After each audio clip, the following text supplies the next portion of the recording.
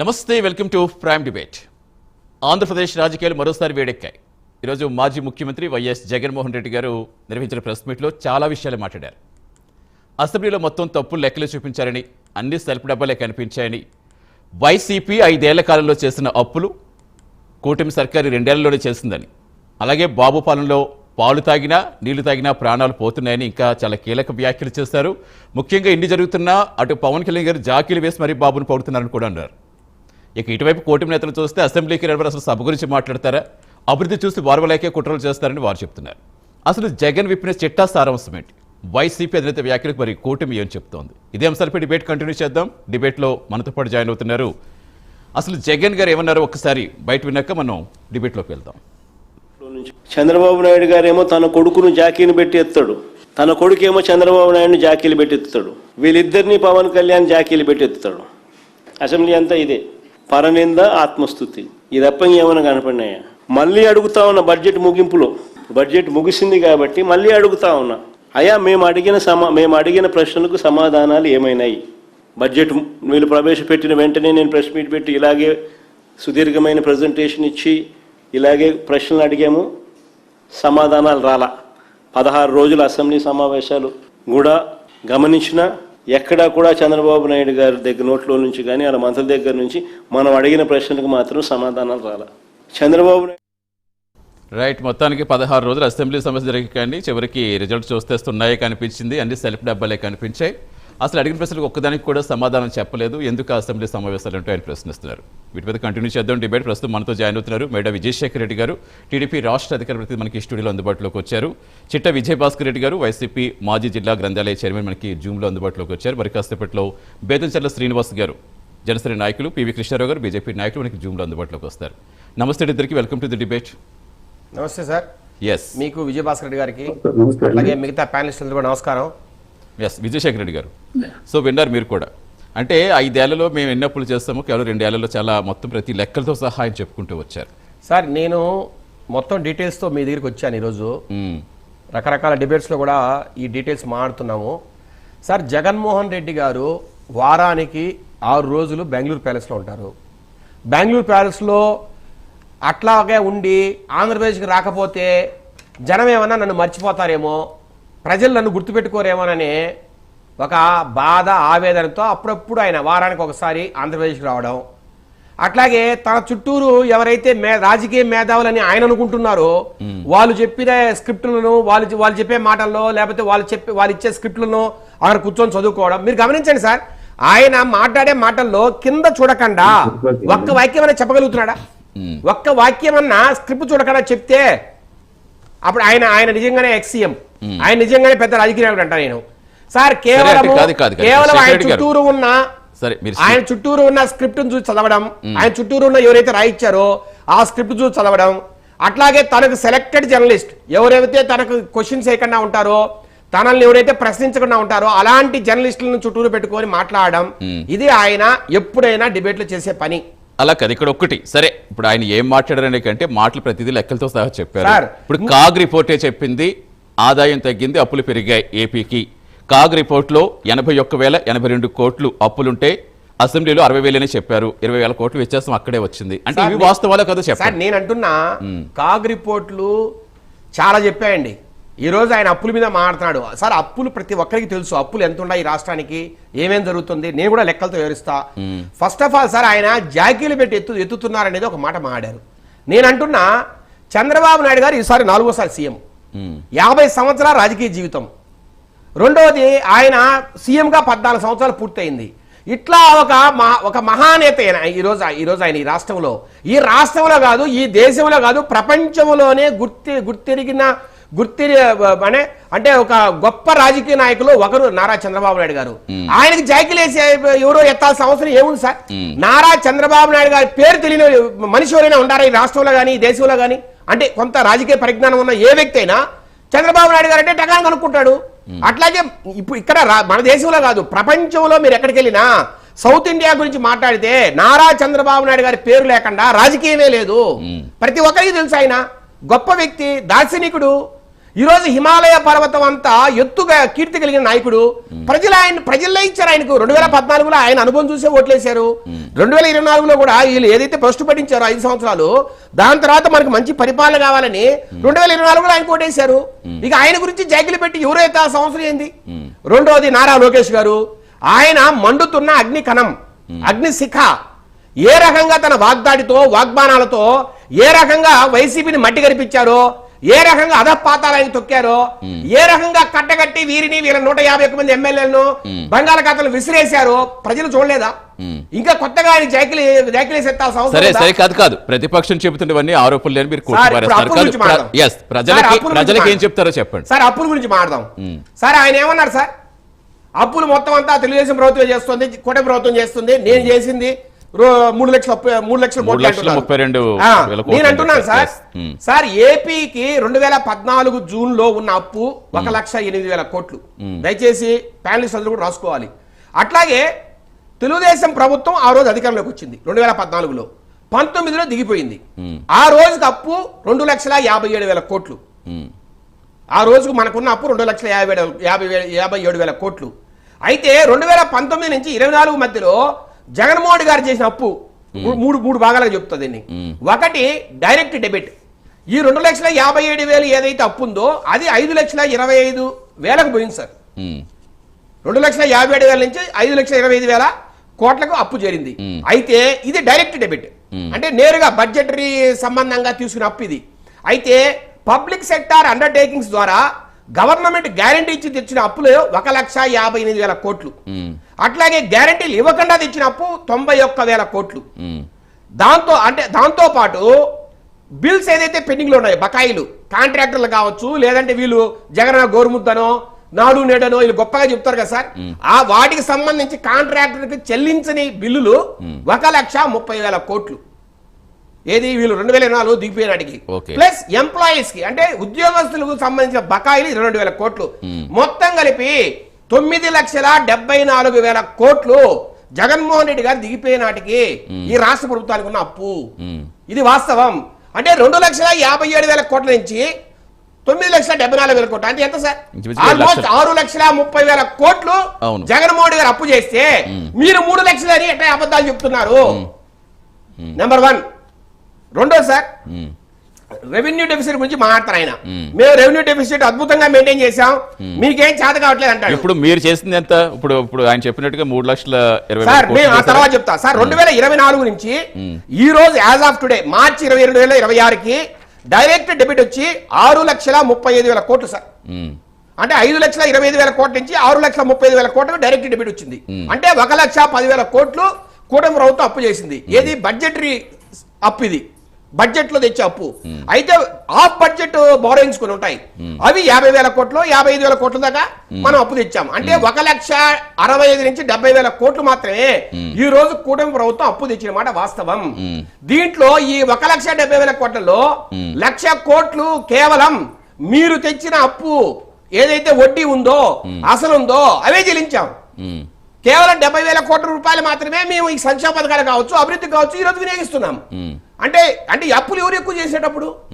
మీరు చేసిన అప్పుకే కదా ఈ రోజు మేము వడ్డీలు కడుతున్నాం, మీరు చేసిన అప్పుకే కదా మేము తిరిగి వాటిని అసలు కొంతనే కడుతున్నాం. దానికే కదా ఈ రోజు ఇంత 50,000 కోట్లు ప్రతి బడ్జెట్ లోనూ పోతుంది. మరి మీరు రాష్ట్రాన్ని నాశనం చేసి మమ్మల్ని ఎట్లా అంటారు? రాష్ట్రాలు ఎంతవరకు అప్పు తీసుకోవచ్చు ఆ కేంద్ర ప్రతినిధి పరిమితి నెట్ బారో దాటేస్తున్నారు చెప్తున్నారు. అది వాస్తవం. ఒకటి డెబిట్ టు జిఎస్డిపి. సార్ ఏదైనా సరే ఒక రాష్ట్రము దాని ఏమంటారు ఫైనాన్షియల్ హెల్త్ ఎట్లా ఉండేది ఎవరైనా చూడాలంటే డెబిట్ టు జిఎస్డిపి రేషియో అంటే గ్రాస్ స్టేట్ డొమెస్టిక్ ప్రోడక్ట్ కి మనం తెచ్చే అప్పుకు ఆ మధ్యలో పర్సెంటేజ్ చూస్తారు. ఈ రోజు 36% అది ఉంది డెబిట్ టు జిఎస్డిపి రేషియో. మరి ఆయన ఉన్నప్పుడు 2023లో కూడా అదే ఉంది. ఆ రోజు కూడా 35-36% ఉంది, ఈ రోజు కూడా 35-36% ఉంది. వాస్తవం ఏంటంటే సార్ అప్పు పెరిగినా జిఎస్డిపి పెరుగుతోంది. ఆయన ఉన్నప్పుడు 2023-24 రేట్ల ప్రకారం 13 లక్షల కోట్లు ఉన్న జిఎస్డిపి ఈ రోజు 17,84,000 కోట్ల చేరింది జిఎస్డిపి. ఇది వాస్తవం. మీరు ఎక్కడైనా ఇంటర్నెట్ చూడండి. అట్లాగే పర్ క్యాపిటల్ ఇన్కమ్ కూడా ఈ రోజు 11-12% పెరుగుతోంది. గత 2 సంవత్సరాల్లో ఆ రకంగా పెరిగి ఈ రోజు 2,94,000 రూపాయలకి 2,94,000 రూపాయలకి ఈ రోజు పర్ క్యాపిటల్ ఇన్కమ్ వచ్చింది. ఇదే సంపద సృష్టి కాదా? ఇలా సారీ గణాంకాలు చూసుకుంటూ పోతే ఈ రోజు రాష్ట్ర ప్రభుత్వం ఏదైతే చర్యలు తీసుకోవాలో, ఎట్లా అయితే రాష్ట్రాన్ని కాపాడాలో ఆ రకంగా కాపాడుతోంది. రెండోసారి రెవెన్యూ డెఫిసిట్ 2023-24 వీళ్ళు దిగిపోయే నాటికి రెవెన్యూ డెఫిసిట్ వచ్చి 38,600 కోట్లు. అంటే జిఎస్డిపిలో దాని శాతం వచ్చి 2.7. అదే ఈ రోజు 2026-27కి మనం చూపించే రెవెన్యూ డెఫిసిట్ 22,000 కోట్లు. అంటే 1.11% మాత్రమే జిఎస్డిపిలో. 2.7 నుంచి 1.1కి వచ్చిందా? అంటే రెవెన్యూ డెఫిసిట్ బాగా తగ్గుతుంది కదా. రైట్. రెండోసారి ఫిజికల్ డెఫిసిట్ ఆయన చెప్పిన గణాంకాలే 62,000 కోట్లు ఆ రోజు ఫిజికల్ డెఫిసిట్ ఉంది. 4.3% జిఎస్డిపిలో ఆ రోజు ఆయన చెప్పాడు 2023లో. ఈ రోజు 3.84%. 4.3 నుంచి 3.8కి 0.6% తగ్గలేదా? మరి ఈ ప్రభుత్వం ఎక్కడ దెబ్బతింది? ఎక్కడ సరిగ్గా చేయట్లేదు? రైట్, అడుగుదాం. ఎస్, మనతో పాటు బెదినర్ శ్రీనివాస్ గారు కూడా జాయిన్ చేస్తారు. నాయకులు నమస్తే అండి. శ్రీనివాస్ గారు, వెల్కమ్ టు ది డిబేట్. వస్తాను మీ దగ్గరికి. ఒక విజయభాస్కర్ రెడ్డి గారు వాయిస్ తీసుకుని వస్తాను. విజయభాస్కర్ రెడ్డి గారు, సో ఏం చెప్తారు? ఇప్పుడు జగన్ గారు లెక్కలతో సహా చెప్పారు. ఇప్పుడు ఆ లెక్కలకి కూటమి సర్కారు ఏం చెప్తుందో, టీడీపీ నేతలు ఏం చెప్తున్నారు కూడా మీరు విన్నారు. కేవలం వాళ్ళు జనాలు మభ్యపెట్టడానికి మాత్రమే ఆ లెక్కలు మొత్తం మార్చారు, లెక్కలు ఇవి అని వీరు చెప్తున్నారు. దీనికి మీరేం చెప్తారు? 100% మసిబూసి మారేడుగా చేయటం అనేది చంద్రబాబు నాయుడు గారికి తెలిసినంతగా ఎవరికి తెలియదండి. First point. రెండోది, శేఖర్ రెడ్డి గారు చెప్పారు, మా లోకేష్ బాబు నిప్పు కణము అగ్ని కీలకం మాడిపోకుండా చూసుకోమనండి వాటిలో పడి. అంతేగాని ఆయన నిప్పు కణము అగ్ని కీలకం ఈ కీలకాలన్నీ మాడిపోయినాయండి. మూడో విషయం, చంద్రబాబు నాయుడు గారికి 14 సంవత్సరాలు సీఎం చేసిన అనుభవం ప్లస్ ప్రతిపక్ష నాయకుడిగా ఉన్న అనుభవం, ఇంకా రాజకీయ చరిత్ర 50 సంవత్సరాలు ఉన్నటువంటి చరిత్ర కలిగినటువంటి వ్యక్తి అని అన్నారు. ఆయన రాజకీయ చరిత్ర మొత్తం అబద్ధాలకు అంబాసిడర్. వాస్తవాలు ఎక్కడన్నా నాడు ఎప్పుడో రాజశేఖర రెడ్డి గారు ఎప్పుడో చెప్పారు అసెంబ్లీలో, చంద్రబాబు నాయుడు గారు మీరు దయచేసి నిజం చెబితే తల 1000 ఒక్కలవుద్ది, ఒక్కసారన్నా నిజం చెప్పండి అని ఆయన ఎన్నోసార్లు అసెంబ్లీలో చంద్రబాబు నాయుడు గారిని ఉద్దేశించినటువంటి మాట. దాన్ని ఎప్పుడు చంద్రబాబు నాయుడు గారు కూడా ఖండించరు. అది ఒక విచిత్రం. సరే, ఇప్పుడు బడ్జెట్ విషయంలో జగన్మోహన్ రెడ్డి గారు ఈరోజు చాలా క్లారిటీగా క్లియర్గా చెప్పుకొచ్చాడు. జగన్మోహన్ రెడ్డి గారి గవర్నమెంట్ దిగేటప్పటికి దాదాపు 3 లక్షల కోట్ల రూపాయలు అప్పు ఉన్నమాట వాస్తవం.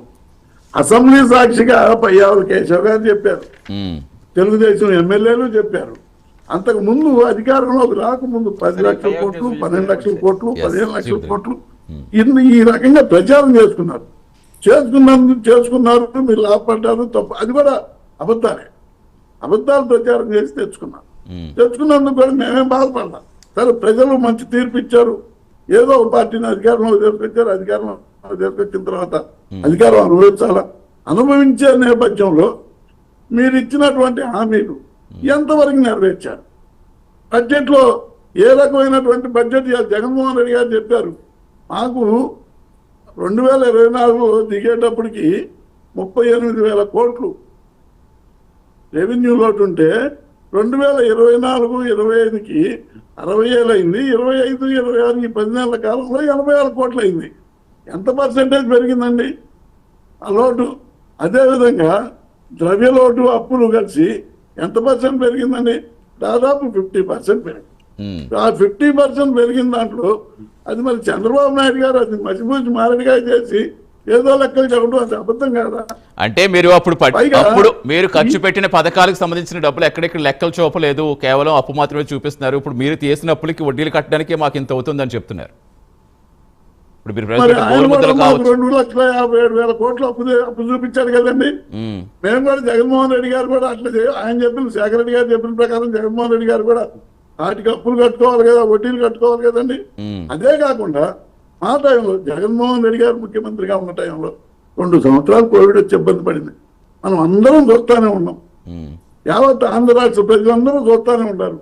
ఆ కోవిడ్ టైంలో కూడా పర్సంటేజ్ ఎంత పెరిగినాయి ఎంత తగ్గినాయి అనేది ఇప్పుడు దానికి అప్పుడు దానికి టాలీ చేసి చూస్తే డబుల్ పెంచారు. ఇప్పుడు మరి ఏమన్నా ఒక పథకం అన్నా ఇచ్చారా? ఒక్క పథకం కూడా ఇచ్చిన సందర్భం లేదు. ఒక్కటన్నా పూర్తి చేశారా? ఒక్కటి పూర్తి చేసిన సందర్భం లేదు. వాళ్ళు చెప్పినటువంటి 6 పథకాల్లో నిరుద్యోగ వృత్తి అసలు ఊసలేదు. 18 నుంచి 60 మహిళలకి 1500 కాడికి అసలు ఆ ప్రశ్నే ఉద్భవించట్లేదు. అసలు ఆ ప్రశ్న ఉద్భవిస్తే డబ్బులు లేవని అసలు నాన్న అచ్చెన్నాయుడు గారే అసెంబ్లీ సాక్షిగా చెప్పారు. ఇకపోతే బీసీ మహిళలకి 4000 చొప్పున సంవత్సరానికి 45,000 ఇస్తా ఉన్నారు. అది అసలు ఎక్కడో తెలిసిపోయి చెత్తపుట్లో పడేశారు. మీరు అమలు చేసి అప్పులు చేస్తే తప్పు లేదు. అమలు చేయకుండా సంపద సృష్టి అంటూ సంపద లూటీ చేస్తున్నారు. ఈ రకంగా అప్పులు చేసి వాళ్ళకి కావాల్సిన వాళ్ళకు, వాళ్ళకి అవసరమైన వాళ్ళకు, వాళ్ళ బినామీలకు దోచిపెట్టడం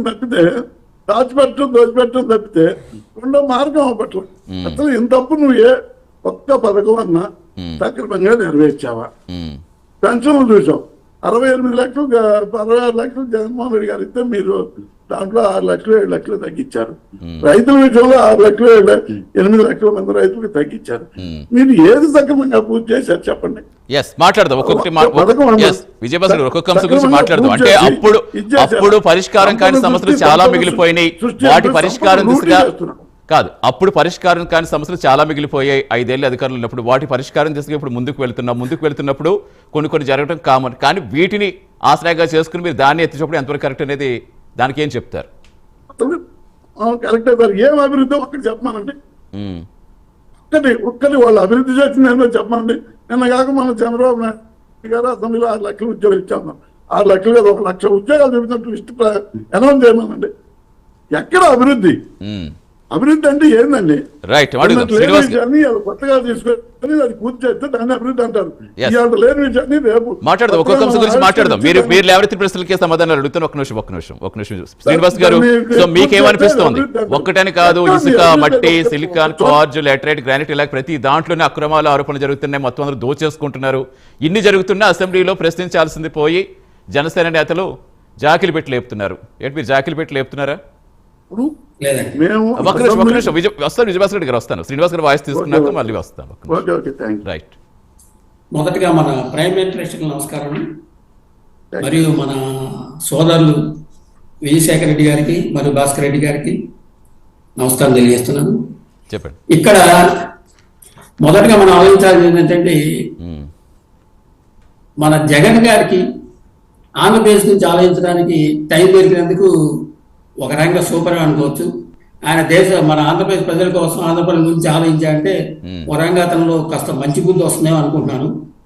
ఇంకోటి, మన విజయశేఖర రెడ్డి గారు చెప్పినట్టు వాళ్ళు అప్పులన్నీ పే చేయకుండా వదిలేసి వెళ్ళిపోయి ఇప్పుడు మన చంద్రబాబు నాయుడు గారి ప్రభుత్వంలో ఒక్కొక్కటి తీర్చుకుంటూ వస్తున్నారు. అది వాళ్ళు గ్రహించట్ల. మరి ఇంకోటి, ఇప్పుడు సార్ ఇందాక డెవలప్మెంట్ అన్నారు. అసలు వాళ్ళు ఇంటికాని బయటకు వస్తే రోడ్లు కనపట్లేదా? వాళ్ళు చేసిన డెవలప్మెంట్. అంతకుముందు రోడ్ల మీద నదుల్లాగా నీళ్లు నిలబడేవి, ప్రవహించే కుంటలాగా తయారయ్యాయి. కానీ ఇప్పుడు ఎక్కడ చూసినా రోడ్లు బ్రహ్మాండ రోడ్లు వేశారు ప్రభుత్వం, మన కూటమి ప్రభుత్వం వేశారు. ఈ కనపట్లేదా వాళ్ళకని అంటున్నాను. ఒక్కసారి ఆ రోడ్లు చూడమనండి, ఇప్పటికీ అప్పటికి ఎంత తేడా వచ్చిందో. మరి వీళ్ళకి పెన్షన్లు ప్రతి నెల 1వ తారీఖున క్రమం తప్పకుండా ఇస్తున్నారు. ఎవరు అంతకుముందు ఎక్కడ చేశారండి? మళ్ళీ ఇంకోటి చూస్తే మన యొక్క ఇది ప్రాజెక్టులు, జగన్ గారి గవర్నమెంట్ టైంలో విధ్వంసం అనే దానికి చిరునామా ఏదన్నా ఉందంటే మన జగన్ గారి కాలంలోనే విధ్వంసానికి ఉదాహరణలు చాలా ఉన్నాయి. అలాంటిది ఇప్పుడు ప్రాజెక్టుల సంగతి చూద్దాం. జగన్ గారి పనులు ఒక ప్రాజెక్ట్ వచ్చిందా? వచ్చిన ప్రాజెక్టులు కూడా తరివేశారు. ఇప్పుడు మన చంద్రబాబు నాయుడు గవర్నమెంట్లో ఎన్ని ప్రాజెక్టులు వస్తున్నాయండి? మళ్ళా పెట్టుబడిదారులకు అనుకూల వాతావరణం కోసం ఆకరించి విధానం రూపాయలు జరిగింది. ఇండస్ట్రీలకు అనుమతులు వేగంగా ఇవ్వటం కానీ, కొత్త ప్రాజెక్టులు తీసుకురావడం కానీ మన గవర్నమెంట్లో జరుగుతుంది. మరి పారదర్శకత చాలా పెంచారు. ప్రభుత్వ ఆర్థిక లాభాలు పారదర్శకత పెంచే చర్యలు చేస్తున్నారు. బడ్జెట్ ఖర్చులు స్పష్టంగా చూపించే విధానం చేస్తున్నారు. మరి అనవసరమైన ఖర్చులు తగ్గిస్తున్నారండి. ఇప్పుడు మీకు తెలిసింది, అందరూ మన జగన్ గారి ప్రభుత్వంలో పఫ్ఫుల కోసం, సమోసాల కోసం ఎన్ని కోట్లు ఖర్చు పెట్టారు, వేస్ట్ చేశారు. మళ్ళా వైజాగ్లో ఆ రాజభవనం కట్టడానికి ఎన్ని కోట్లు వేస్ట్ చేశారు. అలాంటి అనవసర ఖర్చు నియంత్రించేందుకు ప్రయత్నాలు జరుగుతున్నాయి. ఇది కనబట్లేదా డెవలప్మెంట్? పెండింగ్ ప్రాజెక్టులు వేగంతం చేస్తున్నారు. పోలవరం ప్రాజెక్ట్ చూస్తున్నారు కదండి, ఎంత వేగంగా జరుగుతుందో, దానికి ఎంత ప్రాధాన్యత ఇచ్చారు చూస్తున్నారు కదండి. మళ్ళీ అప్పుల నిర్వహణ, అప్పుల నిర్మాణాన్ని పునరుద్ధరించే చర్యలు చూస్తున్నారు. రాష్ట్ర ఆర్థిక స్థిరత్వం లక్ష్యంగా ఫైనాన్స్ మేనేజ్మెంట్ చేస్తున్నారు. ఇది కనబట్టలేదా? మన అభివృద్ధి మీద ప్రాధాన్యత, సంక్షేమంతో పాటు అభివృద్ధి ప్రాజెక్టులపై దృష్టి పెట్టడం కానీ, పరిశ్రమలు, ఉద్యోగాలు, ఇన్ఫ్రాస్ట్రక్చర్ పెంచడం కానీ ప్రధాన లక్ష్యంగా చంద్రబాబు నాయుడు గారు కానీ మన పవన్ కళ్యాణ్ గారు ముందుకెళ్తున్నారు. సంక్షేమం మాత్రమే కాకుండా, అంటే ఓన్లీ మనం ప్రజలకి ఇవ్వటమే కాకుండా ఆర్థిక క్రమశిక్షణ, పెట్టుబడులు, అభివృద్ధి ప్రాజెక్టు ద్వారా రాష్ట్రాన్ని దీర్ఘకాలిక వృద్ధి దిశగా తీసుకెళ్ళడానికి మన సంఘం ప్రభుత్వం ఎంత ప్రయత్నిస్తుందో, కూటమి ఎంత ఇది చేస్తుందో ఒక్కసారి మీరు బయటకు వచ్చి చూడండి, కనబడింది. మీరు పచ్చకళ్ళతోటి పెట్టుకొని చూస్తే మీకు అదే కనబడుతుంది. అదే ఒక సామెత తెలుసు కదా, పచ్చకళ్ళ లోపల పచ్చ. కానీ మీరు విధ్వంసాన్ని సృష్టించే 5 సంవత్సరాలు, ఇప్పుడు కూడా మీరు విధ్వంసం అంటే ఎట్టండి? రైట్ అండి, కంటిన్యూ చేద్దాం. మనతో కృష్ణారావు గారు, బీజేపీ నాయకులు. నమస్తే కృష్ణారావు గారు. ఎస్, శేఖర్ రెడ్డి గారు, మీరు చాలా లెక్కలకు సమాధానం చెప్పాలి. 3 బడ్జెట్లు ప్రవేశపెట్టారు కానీ ఇంకా సూపర్ 6 లేదు, సూపర్ సెషన్స్ లేవు, నిరుద్యోగ వృత్తి లేదు, మహిళలకి 1500 ఇస్తాను అది లేదు. చాలా ప్రశ్నలు అడిగారు, వాటికి ఆన్సర్ ఇద్దరు కానీ మరి లెక్కలతో సిద్ధంగా ఉంటే షార్ట్ బ్రేక్ తీసుకుని వస్తాను మీ దగ్గరికి. Welcome back to Prime Debate. Yes, Shekhar Reddy garu, 3 బడ్జెట్లు ప్రవేశపెట్టారు, సూపర్ 6 లేదు, సూపర్ 7 లేదని జగన్ చాలా చెప్పుకుంటూ వచ్చారు. అసలు ఎక్కడ అయిపోయినాయి హామీలన్నీ? నిరుద్యోగ వృత్తి అన్నారు, 18 ఏళ్ళు దాటితే 1500 అని చెప్పారు, 60 ఏళ్ళ వరకు. 50 ఏళ్ళు దాటితే 4000 పెన్షన్ అన్నారు.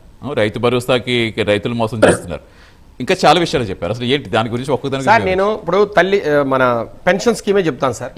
ఇప్పుడు 2000 నుంచి 3000 ప్రతి సంవత్సరం 250 రూపాయలు ఎక్కడ పెంచి మీరు 4-5 సంవత్సరాలకి మీరు 3000 చేశారు. మేము ఒకే పెన్ స్ట్రోక్తో 3000 4000 చేశాం.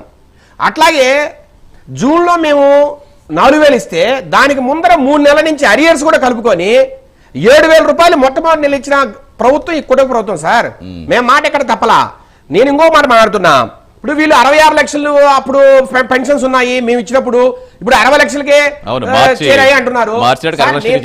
ఇక్కడ కొన్ని సమస్యలు సార్, ఈ ఏదైతే తగ్గాయో ఇవన్నీ కూడా నకిలీ సదరం సర్టిఫికెట్లు తెచ్చి, నకిలీ సర్టిఫికెట్లు పుట్టించి, హెల్త్ సర్టిఫికెట్లు పుట్టించి, ఏదైతే హ్యాండిక్యాప్డ్ సంబంధంగా ఏదైతే వీళ్ళు పెన్షన్స్ తీసుకున్నారో ఇవన్నీ కూడా వైసీపీ నాయకులు, కార్యకర్తలు భోంచేసిన మాట వాస్తవం. నేను ఏ చర్చకైనా డిబేట్ రెడీ. ప్రైమ్ లైన్ ద్వారా ఎవరితైనా సరే, జగన్మోహన్ కూడా సిద్ధమే. కేవలం సదరన్ సర్టిఫికెట్లు, ఫేక్ సర్టిఫికెట్లు పుట్టించారు. అట్లాగే వాలంటీర్లతో కలిసి వైసీపీ నాయకులు దొంగ పేర్లు పెట్టి మీరు దోచేశారు పెన్షన్లని, అందువల్లనే 66 లక్షలు వచ్చింది. సార్, నేనంటున్నా ఈ రోజు 60 లక్షల పెన్షన్స్ అంటున్నారు కదా, మరి ఎవరైనా కంప్లైంట్ చేశారా ప్రభుత్వానికి? ఎక్కడైనా ఏ ఎండిఓ ఆఫీసులో అయినా, ఏ ఎంఆర్ఓ ఆఫీసులో అయినా, కలెక్టర్ ఆఫీసులో అయినా, ఎక్కడైనా సరే ఇప్పుడు ప్రతి సోమవారం గ్రీవెన్సెస్ జరుగుతాయి కదా సార్. ఎక్కడైనా మా పెన్షన్ రాలేదని ఎవరైనా పోయి కంప్లైంట్ చేశారా? అంటే అర్థం ఏమిటి? ఎవరైనా చనిపోయి ఉంటేనో లేదంటే సదరన్ సర్టిఫికెట్ ఫాల్స్ సర్టిఫికెట్లు అయితేనో తగ్గింటాయి. రెండోది, ఆయన ఇంకో మాట అన్నారు, 27,000 కోట్లు మాత్రమే మీరు బడ్జెట్లో అలొకేట్ చేశారని. సార్, నేను అంటున్నా ఈ రోజు ఏదైతే తగ్గుదల కనపడతాందో పెన్షన్స్ లో, దాన్ని బట్టే ఈ సంవత్సరం 27,000 కోట్లు శాంక్షన్ చేశారు. లేదు, ఒకవేళ ఇంకొక 2,000 కోట్లు 3,000 కోట్లు అవసరం ఉంది, ఇస్తాము. దాంట్లో ఏముంది సార్? బడ్జెట్ లో శాంక్షన్ చేయడం కావచ్చు, లేదంటే పెంచడం కావచ్చు, లేదంటే తగ్గడం కావచ్చు, అదంతా గవర్నమెంట్ చూసుకుంటుంది. మీరు 27,000 కోట్లు ఇచ్చారంటే అంటే ఇంకా తగ్గిస్తారనా? దాని అర్థం అది కాదు. ఈ రోజు మాకున్న అంచనాల ప్రకారం 27,000 కోట్లు పెట్టాం, లేదు ఇంకొక 3,000 కోట్లు పెరిగింది, ఇవ్వడానికి సిద్ధంగా ఉన్నాం. మాకున్న flagship programme pension scheme, NTR Bharosa ఇవ్వడమే మాకు ఫ్లాగ్షిప్ ప్రోగ్రామ్. ప్రతి నెల మేము నారా చంద్రబాబు నాయుడు గారు ప్రతి నెల 1వ తేదీ ఒక కాన్స్టిట్యున్సీకి వెళ్ళి అక్కడ పెన్షన్ ఆయనే ఇస్తున్నారు. సరే, మేము మోసం ఎందుకు చేస్తా? మరి రైతు భరోసా సంబంధించి 40,000 ఇవ్వాల్సి వస్తే కేవలం 10,000 ఇచ్చారు సార్. రెండోది, ఆయన ఒక వీడియో వేసి చెప్పారు చంద్రబాబు నాయుడు గారు ఏం మాట్లాడనేది. చంద్రబాబు నాయుడు గారు ఏమన్నారు? ఇప్పుడులాగా కాకుండా మేము 20,000 ఇస్తాం, మీరు 6,000 రూపాయలు సెంట్రల్ గవర్నమెంట్ ఇస్తూ ఉంటే దానికి ఇంకొక 7,000 6,500 కలిపి మీరు ఇస్తున్నారు, మీరేం మొత్తం మీ జోబుల నుంచి ఇవ్వట్లేదు. ఇప్పుడులాగా కాకుండా మేము 20,000 ఇస్తామని మాట్లాడారు. అంటే సెంట్రల్ గవర్నమెంట్ తో కలుపుకొనే దాని అర్థం. సెంట్రల్ గవర్నమెంట్ పక్కన పెట్టి మీ ఒక్కలమే 20,000 ఇస్తామని చంద్రబాబు నాయుడు గారు ఎక్కడ చెప్పి చూపిమనంటే వైసీపీ నాయకుల్ని. ఇప్పుడు ఆయన చూపించిన వీడియోలో కూడా ఏముంది? వాళ్ళు ఇంత ఇచ్చారు, ఇప్పుడులా కాకుండా మేము 20,000 ఇస్తామని ఆయన చెప్పారు. ఇప్పుడు ఇస్తున్నాం. ఏ రైతు కంప్లైంట్ చేశాడు చెప్పమండి? ఏ కలెక్టర్ ఆఫీస్ లో, ఏ గ్రీవెన్సెస్ లో ఏ రైతైనా కంప్లైంట్ చేశాడా వాళ్ళకి రాలేదని? ఈ రోజు 6,600 కోట్ల రూపాయలు బడ్జెట్ లో అలొకేట్ చేశాం అన్నదాత సుఖీభావుకి. అట్లాగే తల్లికి వందనం. తల్లికి వందనము మీరేం చెప్పారు సార్ 2019లో? ఎంతమంది పిల్లలుంటే ఒక ఇంట్లో అంతమందికి ఇస్తాము తల్లి అమ్మ కూడా ఏం చెప్పలేదా? భారతి గారు చెప్పలేదా? భారతి గారి వీడియోలు లేవా వైఎస్ భారతి గారి? అయినా మీరు ఇచ్చారా? ఒకరికే ఇచ్చారు. కానీ ఈ రోజు అట్ట కాదే, 3 పిల్లలున్నా 4 పిల్లలున్నా ఈ రోజు మేము ఇస్తున్నాం. 67 లక్షల మంది పిల్లలకు మేము ఇస్తున్నాం. ఆయన అంటాడు 87 లక్షల పిల్లలు అన్న అంటారు. ఎట్లా వచ్చింది మీకు ఆ డేటా? అది దానికి ఉన్న శాంక్టిటీ ఏంటి? ఇప్పుడు మీ ఆఫీస్లో మీరు కూర్చొని నా దగ్గర 27 లక్షల మంది పిల్లలు ఉన్నారంటే దానికి శాంక్టిటీ ఏంటి? అంటే గవర్నమెంట్ దగ్గర లేని డేటా మీ దగ్గర ఎట్లా వచ్చింది? మీరు నిరూపించండి. ఇప్పుడు ఏ విద్యార్థికో ఏ పిల్లవాడికో ఏ అమ్మాయికో ఈ తల్లికి వందనం డబ్బులు రాలేదని నిరూపించండి. డిస్ట్రిక్ట్ ఒక 50 మందిని 100 మందిని పెట్టండి పేర్లు. లేదంటే కలెక్టర్ ఆఫీస్ లో కంప్లైంట్ చేయండి, ఆ లోకల్ ఎంపీ ఆఫీస్ లో కంప్లైంట్ చేయండి. ఖచ్చితంగా ఇచ్చే బాధ్యత గవర్నమెంట్ తీసుకుంటుంది. అట్లా కాకుండా మీరు కేవలం ఎవరో రాయించిన స్క్రిప్ట్ పెట్టుకొని ఎవరో రాయించిన నెంబర్లు పెట్టుకొని ఈ నెంబర్లు కరెక్ట్ ఈ నెంబర్లకు మాత్రమే మీరు ఇవ్వాలంటే అది ఎట్లానే కుదురుతుంది సార్? సార్ ఇంకోటి అంటున్నా, నిరుద్యోగ వృత్తిని మాట్లాడతారు. విజయభాస్కర్ రెడ్డి ఒక మాట అన్నారు, ఎన్ని మీరు ఉద్యోగాలు ఇచ్చారని. సార్ అసెంబ్లీలో చంద్రబాబు నాయుడు గారు క్లియర్ గా చెప్పారు, 6,28,000 ఉద్యోగాలు మేము ఇచ్చాం. ప్రభుత్వంలో కావచ్చు ప్రైవేట్ రంగంలో కావచ్చు ఇన్ని కల్పించామే అని చెప్తున్నారు. ఈ సంవత్సరం కూడా 1,500 కోట్ల రూపాయలు స్కిల్ డెవలప్మెంట్ ట్రైనింగ్ కి మేము డబ్బులు కేటాయించాం. సార్ నిరుద్యోగ వృత్తి 3,000 కావాలనా? లేదంటే మేము ఇచ్చే స్కిల్ డెవలప్మెంట్ ట్రైనింగ్ తో అతనికి 34,000 జాబ్ కావాలనా? అవన్నీ ఆలోచించుకోవాలి కదా. మరి మహిళలకు ఇస్తారన్న డబ్బులు ఏమైపోయినా అడుగుతున్నారు సార్. నేను అంటున్నా, వారు సంవత్సరానికి 50,000 కోట్ల రూపాయలు వారు సంక్షేమ పథకాల ద్వారా ఖర్చు పెట్టారు. సార్ తెచ్చిందేమో 6 లక్షల కోట్ల పై ఇప్పుడు మేము చూపించే గణాంకాలు 6,30,000 కోట్లు అప్పు తెచ్చారు. మీరు 2,50,000 కోట్లు మాత్రమే మీరు ప్రజలకు ఇచ్చారు. మిగతా డబ్బు ఏమైనట్టు? ఎవరు జోబు లేకపోయింది. పైగా మీరు ఇచ్చిన డబ్బు ఏదైతే ఉందో సంక్షేమ పథకాల ద్వారా మళ్ళా మీరు జేబ్ రేట్స్ ప్రవేశపెట్టి 200% రేట్లు పెంచి మళ్ళా 1,00,000 కోట్లు 2,00,000 కోట్లు మళ్ళా మీరు గవర్నమెంట్ తెచ్చుకున్నారు డబ్బునది. ఏదైతే సంక్షేమ పథకాల ద్వారా మీరు ప్రజలకు ఇచ్చారో ఆ డబ్బును మళ్ళా మీ జోబులో నింపుకున్నారు. మీరు మీ సామంతరాజులు పెద్దిరెడ్డి, మిథున్ రెడ్డి, విజయసాయి రెడ్డి, కృష్ణమోహన్ రెడ్డి, ధనుంజయ రెడ్డి, రాజకేశ్వర రెడ్డి,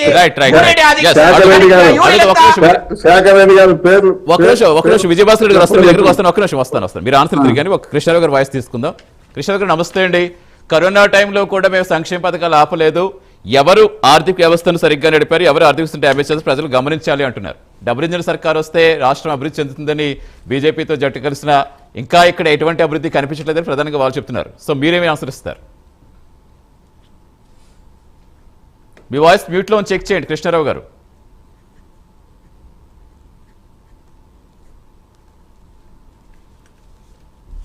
మాట్లాడండి. ఒక్క నిమిషం కృష్ణారావు గారు వాయిస్ రావట్లే, మీరు ఒకసారి మళ్ళీ చెక్ చేయండి. చెప్పండి. సార్ సంక్షేమ పథకాల గురించి సూపర్ 6 సూపర్ 7 సార్ మేము నవరత్నాలు దశరత్నాలని మాట్లాడామా? తెలుగుదేశం ప్రభుత్వం ఎప్పుడైనా సరే నవరత్నాలు దశరత్నాలని మాట్లాడామా? మరి సూపర్ 6 ప్రోగ్రామ్ ని మీరు అంత ఇదిగా ఈనాడు పేపర్లో మీరు అడ్వర్టైజ్మెంట్ చూపించేవారు. సూపర్ 6 సూపర్ 7 అని హేళనగా మాట్లాడేంటి సార్? మరి హేళనగా మాట్లాడే మీరు వాటి మీద కామెంట్ చేస్తారు, అవి ఇంప్లిమెంట్ కావట్లేదు మీరు కామెంట్ ఎలా చేస్తారు? అంత హేళనగా మాట్లాడేవాళ్ళు. సార్ నేనంటున్నా, కేవలం సంక్షేమ పథకాల మీద మాట్లాడే జగన్మోహన్ రెడ్డి అభివృద్ధి మీద ఎందుకు మాట్లాడట్లేదు? పోలవరానికి తన హయాంలో 5 సంవత్సరాలు ఎంత ఖర్చు పెట్టాడో ఎందుకు మాట్లాడట్లేదు? వెలుగొండ ప్రాజెక్టుకి ఎంత పెట్టాడో ఎందుకు మాట్లాడట్లేదు? రాయలసీమ ఇరిగేషన్ ప్రాజెక్టులకు ఎంత ఖర్చు పెట్టాడో ఎందుకు మాట్లాడట్లేదు? నేను మాట్లాడుతున్నా, ఈ ప్రైమ్ లైన్ ద్వారా ఏ వైసీపీ నాయకుడితో చర్చకు సవాల్ విసురుతున్నాం. రైట్ అండి, వస్తాను విజయభాస్కర్ మీ దగ్గర వస్తాను. విజయభాస్కర్ గారు మీరు చెప్పారు, కృష్ణారావు గారు వాయిస్ తీసుకున్నాం. చాలాసేపు అయింది ఆయన తీసుకోలేదు. కృష్ణారావు గారు అందరికీ నమస్తే అండి. నమస్తే, చెప్పండి. చర్చలో పాల్గొన్న వివిధ పార్టీల ప్రతినిధులందరికీ నమస్కారం. ముఖ్యంగా అభివృద్ధి అనేదాన్ని 2019 నుండి 24 వరకు మర్చిపోయాం. రాష్ట్ర వ్యాప్తంగా అభివృద్ధి అనేది మన ఆంధ్రప్రదేశ్ ఆమడ దూరంలో పెట్టినటువంటి ఈ యొక్క వైసీపీ ప్రభుత్వం ఏ రోజు కూడా అభివృద్ధి నుంచి మాట్లాడే అర్హత వాళ్ళకు లేదు. ఎందువల్లంటే కేంద్రం నుంచి ఏ నిధులు వచ్చినప్పటికీ కూడా వాటిని దారి మళ్లించి ఈ యొక్క స్కాముల ద్వారా దారి మళ్లించి మెక్కిన దోచుకుందామా దాచుకుందామా అనే తీరే కనిపించింది. కానీ 19 నుండి 24 వరకు వీళ్ళు మాట్లాడతారు. ఎందుకంటే కేవలము ప్రజలు ప్రతిపక్ష హోదా కూడా ఇవ్వనటువంటి వైసీపీ ప్రభుత్వం కనీసం ఆ 11 మందిని ఇస్తే ఆ 11 మందిని కూడా అసెంబ్లీకి పోవద్దని జగన్ గారు చెప్పినప్పటికీ కూడా వాళ్ళు దొంగతనంగా సంతకాలు పెట్టి వాళ్ళ జీతాలు ఎక్కడ పోతాయో, వాళ్ళు ప్రతిపక్ష పార్టీని ఎలా నడపాలో కూడా వాళ్ళు తెలియని వాళ్ళు కూడా ఈ రోజు అభివృద్ధి గురించి మాట్లాడుతున్నారు. ముఖ్యంగా ఒకటి చూసుకోండి, మిత్రులు జనసేన మిత్రులు చెప్పినట్టుగా పోలవరము వెలుగొండ ప్రాజెక్టు విషయాల్లో, ఇటువంటి సాగునీటి ప్రాజెక్టు విషయాల్లో రాష్ట్రము ఎంత తొందరగా అభివృద్ధి చెందాలంటే సాగునీరు తాగునీరు కావాలనే ఉద్దేశంతో నిమ్మల కృష్ణనాయుడు గారు మొన్న వెలుగొండ ప్రాజెక్టుకు నెలలో ప్రతి 2 సార్లు వచ్చేళ్తున్నారు. అభివృద్ధి పదంలో దాన్ని తీసుకెళ్తే 20 లక్షల మందికి తాగునీరు, 4 లక్షల ఎకరాలకు సాగునీరు అందితే 3 జిల్లాలకు, ఏదైతే ప్రకాశం జిల్లా, మార్కాపురు, కడప, నెల్లూరు జిల్లాలకు అవసరమైనటువంటి ఇటువంటి ప్రాజెక్టులు ముందుకు తీసుకెళ్తే బాగుంటుందనే ఉద్దేశంతో ఆ విధంగా చేస్తున్నారు. అదే విధంగా ఈ యొక్క ఉపాధి విషయంలో ప్రతి అసెంబ్లీ నియోజకవర్గంకి ప్రతి 3 నెలలకు ఒకసారి యువతకు ఉపాధి చూపించాలనే ఉద్దేశంతో స్కిల్ డెవలప్మెంట్ స్కీముల ద్వారా ఈ యొక్క ఉమ్మడి కూటమి ప్రభుత్వం ఈ యొక్క కంపెనీలతో అప్రోచ్ అయి కేంద్ర ప్రభుత్వ సహకారంతో కంపెనీలు రాబట్టే దానికోసం, గత ప్రభుత్వంలో ఉన్న కంపెనీలు అమరాన్ కంపెనీ ఇవన్నీ వెళ్ళిపోయినాయి రాష్ట్రంకి. అందువల్ల ఒక పక్క చంద్రబాబు నాయుడు గారు, ఒక పక్క లోకేష్ గారు, పవన్ కళ్యాణ్ గారు, కేంద్ర ప్రభుత్వం నరేంద్ర మోడీ గారి సహకారంతో ఆంధ్రప్రదేశ్ రాష్ట్రానికి ఏవైతే అవసరం ఉందో, ఒక పక్క చూసుకుంటే సార్ మద్రాస్కి చెన్నై రాజధాని అంటారు, మన బెంగళూరుకి కర్ణాటక బెంగళూరు అంటారు, హైదరాబాద్ కి హైదరాబాద్ వచ్చేసి రాజధాని అంటారు. మన ఆంధ్ర రాష్ట్రానికి ఒక రాజధాని అని చెప్పుకోవడానికి లేకుండా చేసి ఈ యొక్క జగన్ గారి ప్రభుత్వంలో రాష్ట్ర రాజధాని లేకుండా చేసిన మంచి పేరైతే చెడ్డ పేరైతే వాళ్ళకే ఉంది.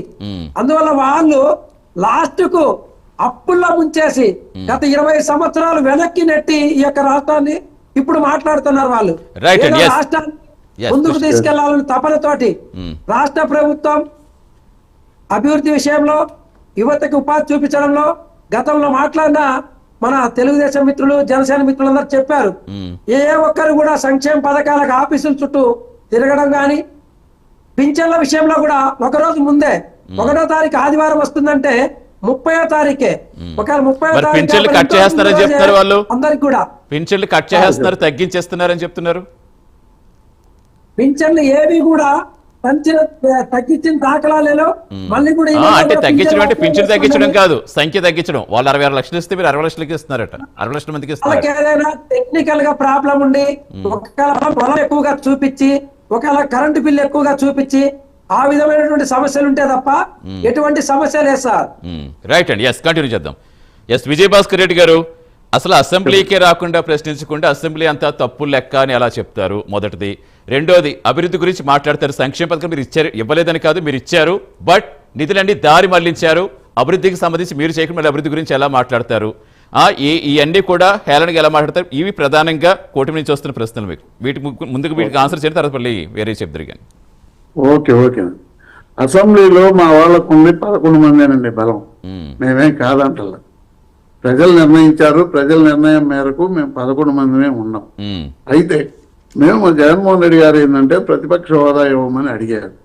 అడిగితే మీరు సంఖ్యాపరంగా లేరు కాబట్టి మేము ప్రతిపక్ష హోదా ఇవ్వమన్నారు. దాన్ని మా జగన్మోహన్ రెడ్డి గారు, మా మాజీ ముఖ్యమంత్రి గారు కోర్టులో వేశారు. అది కోర్టులో పెండింగ్. మీకు ఒక చిన్న విషయం చెప్తానండి. బీజేపీ గవర్నమెంట్, ఆప్ గవర్నమెంట్ లో 2025లో ముగ్గురు బీజేపీ వాళ్ళు గెలిచారు. బీజేపీ వాళ్ళకి ఆ రోజున వాళ్ళకి ప్రతిపక్ష నాయకుడు హోదా కల్పించాడు ఆప్ గవర్నమెంట్ అధినేత కేసీవాలా గారు. ఆయన పేరు జయచంద్ర ఏదో సంథింగ్, మేమైతే నాకు ఆయన పూర్తిగా ఐడియా లేదు. ఇప్పుడు 11 మంది ఉన్నప్పుడు మీకు భయం లేకపోతే ఆయనకి ప్రతిపక్ష హోదా కల్పించండి, ప్రతిపక్ష నాయకుడు అని గుర్తించి హోదా కల్పించండి, వచ్చి మాట్లాడతాడు. అప్పుడే మీరు చేతనైంది మీరు చేయొచ్చు. మీరు ఇవ్వకుండా మీరు అసెంబ్లీకి రమ్మంటే ఆయన ఏమవుతాడు? ఇంకొక విషయం. రెండోది ఏంటంటే, ఇవాళ ఏదైతే అసెంబ్లీలో మాట్లాడాలి మీరు రావటం లేదని ఏలం చేస్తున్నారో టీడీపీ వాడు కానీ కూటమి ప్రభుత్వం కానీ, ఇవాళ జగన్మోహన్ రెడ్డి గారు మీడియా పరంగా ఇవాళ అదే అడిగాడు. గత 20 రోజుల క్రితం కూడా మీడియా పరంగా అసెంబ్లీ బిగిన్ చేసిన రోజు కూడా అదే అడిగాడు.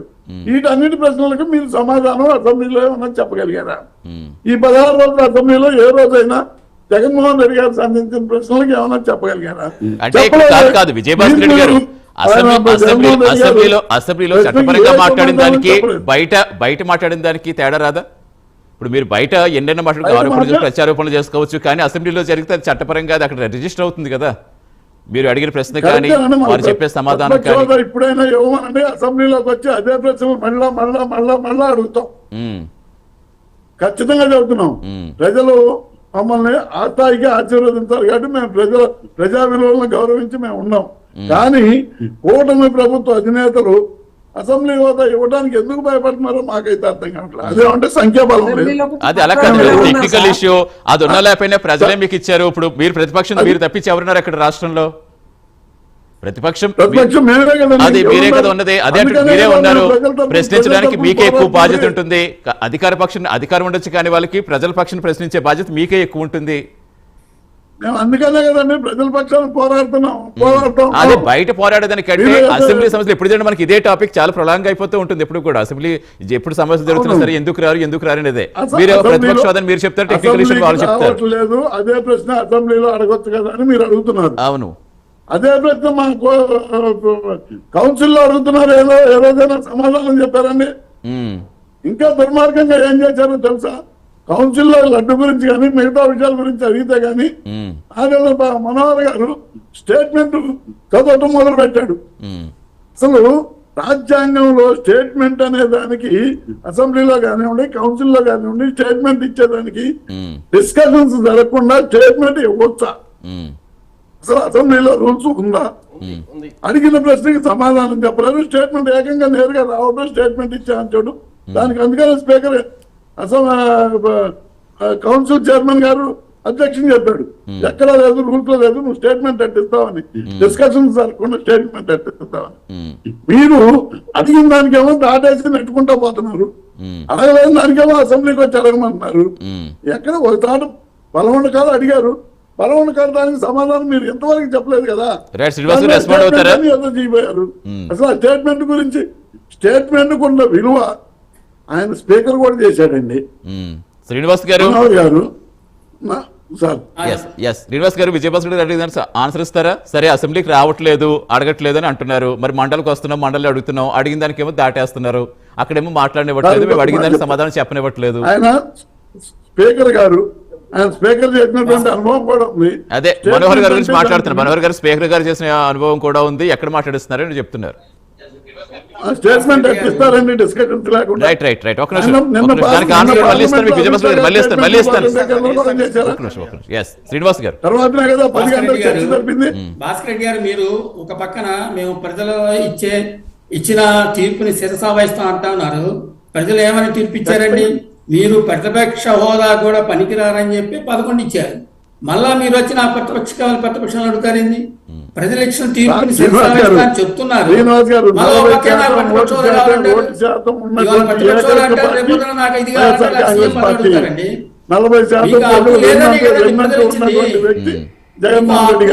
మీరు ప్రతిపక్ష హోదా తీర్పు ఇచ్చారు. మళ్ళా ప్రజల గురించి పోరాడి ప్రతిపక్ష హోదా తెచ్చుకోవాలని ప్రయత్నించాలి తప్ప మీరు నాకు ప్రతిపక్ష హోదా కావాలి, నాకు ప్రతిపక్ష హోదా కావాలి, నేను ఇంట్లో కూర్చుంటానంటే మీరు ఎమ్మెల్యే అండి. ఎమ్మెల్యే అయ్యారు, రావాలి, శాలరీ తీసుకున్నారు, అన్ని అనుభవిస్తున్నారు. అయినా మీరు ప్రజల గురించి మాట్లాడడానికి మీకేంటి ఇది అర్థం కాలేదు. మా కౌన్సిల్ సభ్యులు అడిగిన దానికి మీరు ఏమైనా సమాధానం చెప్పారా? చెప్పండి. మా కౌన్సిల్ సభ్యులు అనేక రకాలైనటువంటి ప్రశ్నలు వేశారు. ఒకటి లడ్డు మీద, రెండోది విశాఖపట్నం భూముల మీద, మూడోది ఇందాపూర్ డైరీ మీద. వీటన్నిటికీ సమాధానం ఏమన్నా ఎక్కడన్నా ఏ సంగతి ఎంత సమాధానం అని చెప్పారా?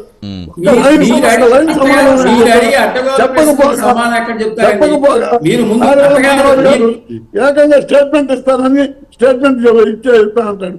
ఎట్లా అండి? రూల్స్ కూడా మీతో చేసుకోవటం.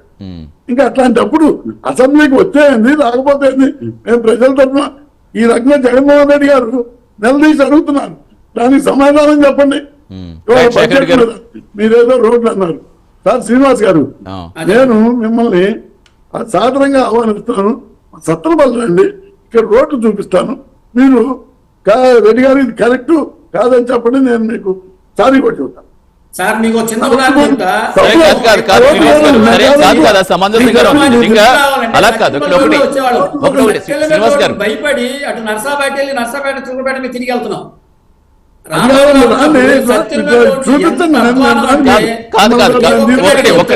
కాదు శ్రీనివాస్ గారు, ఒకటి మనం వెల్కమ్ చెప్పాలి కాదు శ్రీనివాస్ గారు, ఎందుకంటే కాదు నిజంగా అక్కడ ఎక్కడ ఏదైనా సమస్య ఉందని కూడా సమస్య నిజంగా వాళ్ళు లేవనెత్తితే ఆ సమస్య తీర్చడానికి మేము ఎప్పుడు రెడీగా ఉంటామని చెప్తున్నారు. కాబట్టి ఇక్కడ కేవలం రాజకీయాలు పార్టీలు ఇవన్నీ కాదు, మనం అభివృద్ధి వైపు వెళ్ళాలని కూటమి సర్కార్ పదే పదే చెప్తున్నారు. చెప్తున్నారు అక్కడ ప్రాబ్లం ఉందని, నిజంగా వెళ్ళండి, నిజంగా ప్రాబ్లం ఉంటే ఉపయోగపడాలా, మన డిస్కషన్స్ ప్రజలకు ఉపయోగపడాలా, వాస్తవాలు తెలియాలి ప్రజలకి, ఏ పార్టీ ఎటువంటి అనేది ప్రజలు గమనించాలి. వాడొచ్చు గెలవచ్చు అది వేరే విషయం. మన డిస్కషన్స్ అనేది మనం 10 మందికి మనం కొన్ని వేల మంది లక్షల మంది చూస్తా ఉన్నారు. కాదు ఇప్పుడు మీరు చెప్పిన ప్రాబ్లం ఏంటో చెప్పండి అక్కడ. కాదు మీరు చెప్పిన ప్రాబ్లం ఏంటి? ఎక్కడండి? మీరు శ్రీనివాస్ గారు రమ్మంటున్నారు కదా, శ్రీనివాస్ గారు రమ్మంటున్నారు కదా, అక్కడ ప్రాబ్లం సత్తనపల్లిలో రమ్మనండి, రోడ్లు రమ్మనండి, చెప్పండి ఎక్కడ? నేను కాదంటలేదు సార్, రోడ్లు బ్రహ్మాండం ఉండే విశాలంగా వేసారు, రమ్మనండి, తప్పలేదు. నేను ఇప్పుడు మీరు వస్తారంటే మీరు అక్కడ ఉంటే శాఖర్ రెడ్డి గారికి కూడా శాఖర్ గారు చెప్తాడు.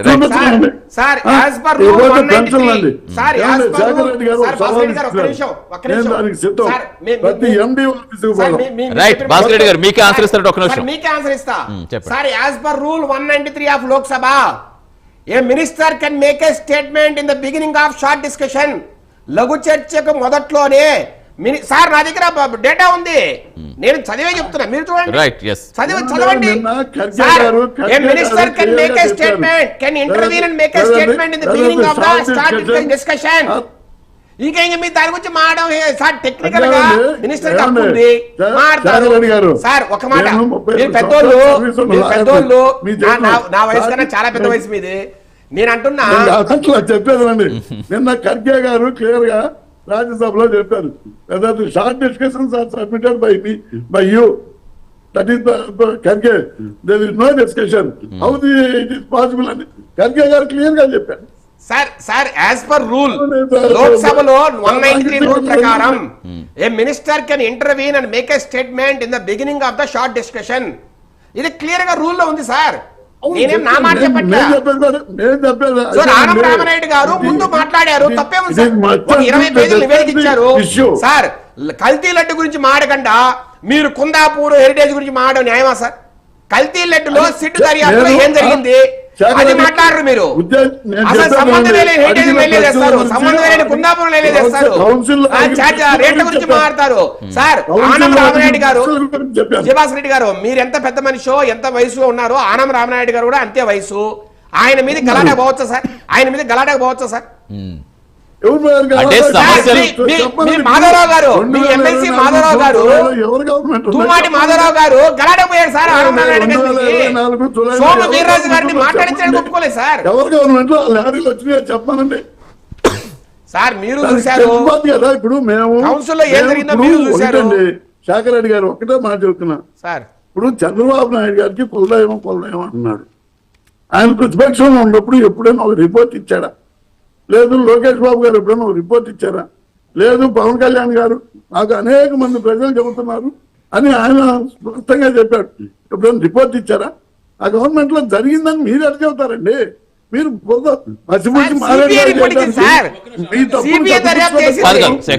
భాస్కర్ రెడ్డి గారు సమస్య వినిపిస్తా అంటున్నారు కానీ సమస్యను డైవర్ట్ చేస్తున్నారు. ఆ సమస్య మీద అక్కడ ఏదైనా ప్రాబ్లం చెప్తుంటే దాన్ని కంటిన్యూగా డిస్కషన్ వేదిలో వెళ్లకుండా మళ్ళీ మీరే డైవర్ట్ చేస్తున్నారు. చెప్పండి. ఇక్కడ కాదు, మీరు మండలిలో చేసినా ఎక్కడ చేసినా ఇప్పుడు సరే తిరుమల లడ్డు కల్తీ మీద మాట్లాడదాం అనుకుంటున్నాం, కానీ అక్కడ మీరు మళ్ళీ హెరిటేజ్ ని ఇవన్నీ విషయాలు తీసుకొచ్చి అక్కడ అసలు డిస్కషన్ కాకుండా చేస్తున్నారు.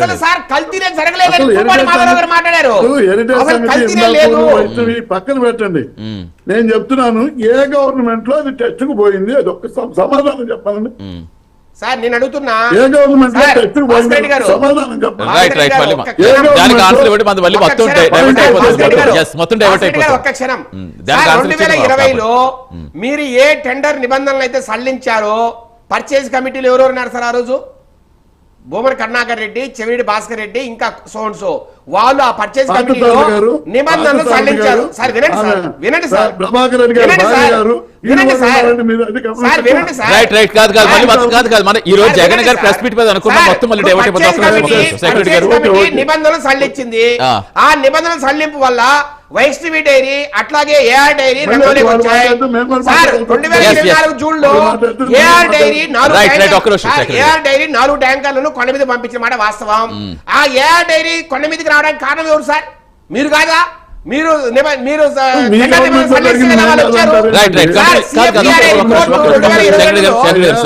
ఇంకా అది కాదు దాని సంబంధించి మళ్ళీ ఎల్ఈడి డిబేట్ పెట్టుకుందాం. అది కాదు ఇవాళ జగన్ గారు ప్రెస్ మీట్ గురించి మాట్లాడుకుంటున్నాం కాబట్టి ఒక నిమిషం శేఖర్ రెడ్డి గారు ఫైనల్ గా మళ్ళీ అందరి వాయిస్ తీసుకోవాలి కాబట్టి రైతులు ఇంత ఇబ్బంది పడుతుంటే ఈ స్కిట్లు కూటమి నేతలు స్కిట్లతోటి ఇలా ఎంజాయ్ చేయడం కాలక్షేపం చేయడం కరెక్ట్. దానికి జగన్మోహన్ గారికి ఎవరైనా నవ్వితే ఇష్టం లే, ఎవరైనా ఆనందంగా ఉంటే ఇష్టం ఉండదు, ఎవరైనా సాంస్కృతిక కార్యక్రమాలు పెడితే ఇష్టం ఉండదు, ఎవరైనా టీవీకి వెళ్తే ఇష్టం ఉండదు, ఎవరైనా క్రికెట్ మ్యాచ్ చూస్తే ఇష్టం ఉండదు.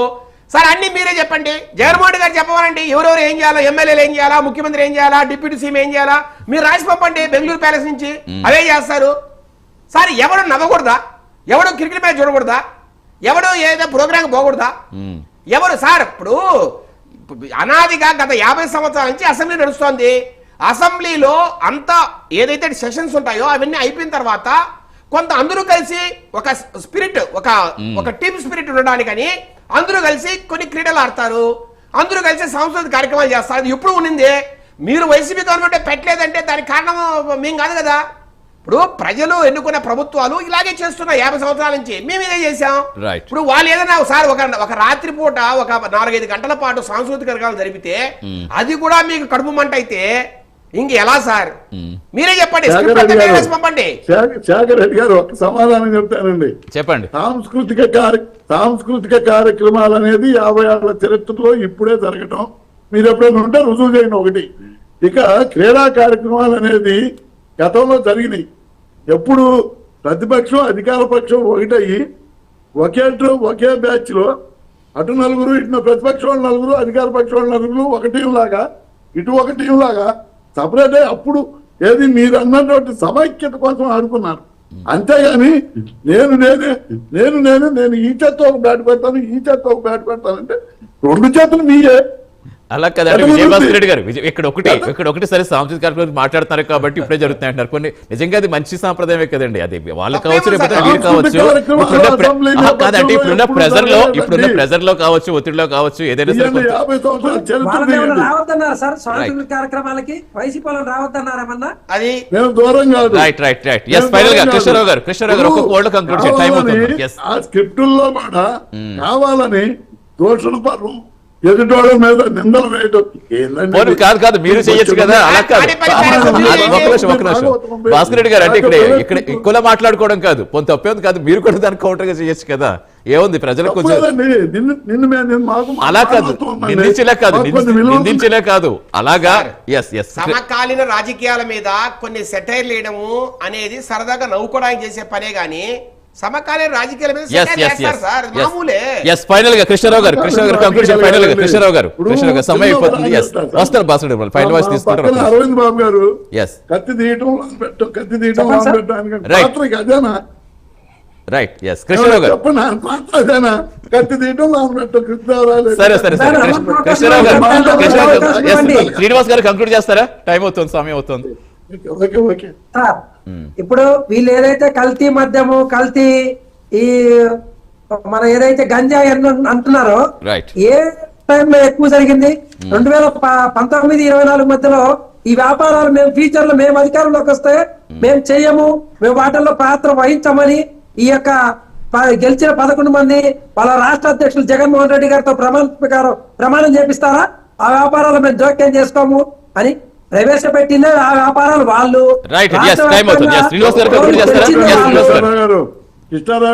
కుంభకోణాలు చేసింది వాళ్ళు. ప్రతి యువతకి గంజాయి అందుబాటులోకి తెచ్చింది.